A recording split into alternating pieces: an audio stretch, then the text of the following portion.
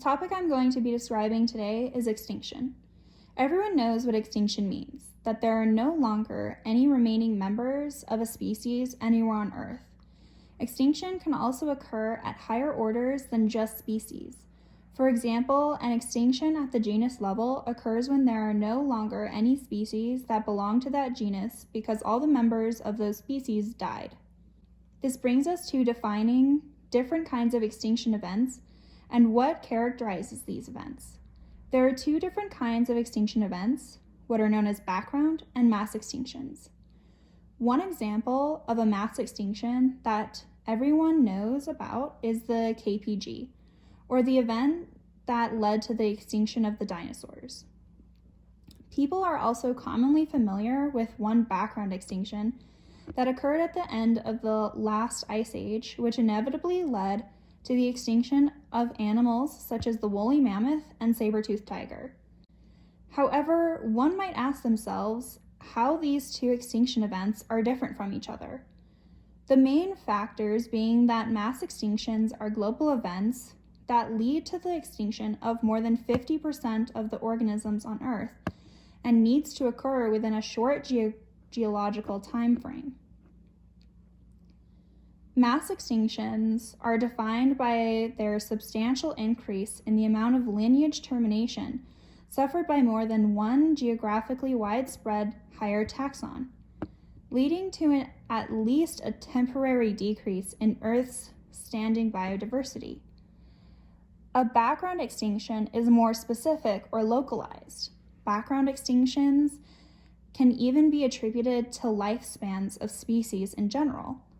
The average lifespan of a given species is between 1 to 2 million years. However, let's take the Pleistocene, the epoch of the last ice age, which was a background extinction. This is a well-known extinction, but not considered a mass extinction because it only affected terrestrial mammals greater than 600 kilograms. It did not result in the death of over 50% of all life. Now that we know the differences, I want to discuss one of the major contributors to the definition of mass extinctions. This contributor is geological time. Geological time is essentially the geologic or rock record of Earth's history. What some people might not know about geological time is that even millions of years can be considered a short time when using this scale. In the terms of how long Earth has been around, or even how long since signs of life on Earth have been proposed, a few million years is very short. To help put this into perspective, Earth has been around for billions of years, and in the scheme of billions of years, a couple million or even a few 100,000 years is a short time. Let's discuss how geological time is broken down and how those times relate to the 5 mass extinctions. The mass extinction geological time frames are broken down into eras, periods, and epochs. The eras I will discuss are the Phanerozoic, which was estimated to have occurred between 541 to 251 million years ago. The Mesozoic, which was estimated to occur between 251 to 66 million years ago, and the Cenozoic, which was estimated to have begun 66 million years ago and occurs to the present day. The eras are broken down into periods, and the periods I will be discussing are the Ordovician, Devonian, and Permian. From the Paleozoic era, the Triassic, Jurassic, and Cretaceous periods of the Mesozoic, and the Quaternary, or current period, from the Cenozoic. I will also briefly discuss the Paleocene and the Holocene epochs from the current Quaternary. The 5 mass extinctions that occurred, the End-Permian, Cretaceous or KPG extinction, the Devonian, Ordovician, and Jurassic extinctions are all debated to have occurred over millions to tens of thousands of years. Although it is difficult to determine specific timeframes of the extinctions due to poor fossil records and the extinctions occurring so long ago, it is relatively agreed upon that these extinctions occurred over many years, but not over long geological timeframes. And some researchers are coming up with better ways to measure geological time, such as recognizing natural processes operating at known rates from a defined starting point.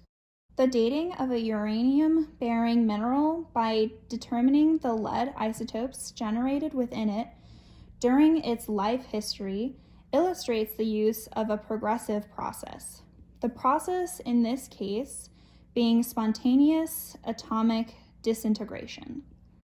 The traditional geological methods involve a complex process using erosion, deposition, and large-scale deformation of the Earth's crust, which are so highly variable in space and time that they can be used to only define especially favorable circumstances covering relatively short periods, such as the mass extinctions. However, it is key to remember that the data available for determining the time frame of the mass extinctions is still relatively low, and many of the timescales are estimated by using the data available. It is also important to realize that a meteor didn't just hit Earth and the dinosaurs died, or that a major volcanic event occurred and led to the annihilation of 98% of all species, like in the end Permian extinction. These events took a long time to occur and resulted in the devastation of global biodiversity.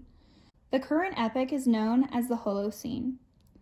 There has been some suggestions made by people within this field to include the term Anthropocene to describe the period in which humans began affecting Earth's geological record along with Earth's biodiversity. Due to the amount of human activity, there have been significant impacts placed on Earth's biosphere. What is known as the sixth mass extinction might be or might not be a mass extinction yet. But what we should keep in mind for the future is that at the rate of extinction and endangerment now, within 500 years, the events occurring now will be known as a mass extinction. Species all over the world are becoming endangered, and Earth's climate is changing. It's important to not wait thousands or millions of years to realize we, now, can take action to prevent a mass extinction from occurring, or at least prevent the extinction of the species who have already become endangered. Let's not wait for our descendants to find out that we could have prevented a devastating extinction event.